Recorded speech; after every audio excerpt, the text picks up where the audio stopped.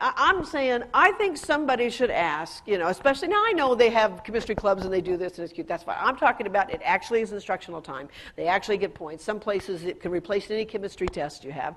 And I say, you know what? We have to have conversations about this. That's what I say. We have to have conversations. What's the learning goal? And given the learning goal, is this worth the time? I think it's fair to ask the question.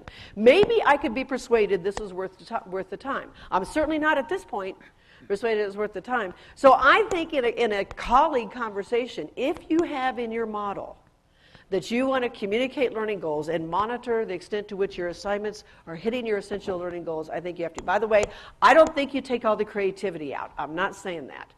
I think you can be incredibly creative. I like these books by Joe Schwartz. He goes at chemistry in a very, very creative way. He talks about everyday things like why do socks stink? And why don't Oreo cookies crumble? But can you see, you can get real creative, very, very real, really a lot of fun. Napoleon's Buttons is one of these guys, got together and said, history was influenced by chemistry.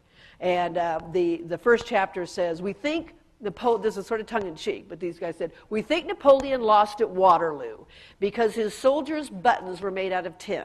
It was very cold, and tin crumbles when it gets very cold, so their buttons were falling off their uniforms. And they were holding up their uniforms, and that's why they lost at Waterloo. Now, it's all tongue-in-cheek, but can you see you can get cute and creative with chemistry and in science and have a good time. So I don't think you have to abandon creative stuff. It's just, for goodness sake, somebody be in the room and ask the question, is this the right assignment? Is it worth the time? Why does every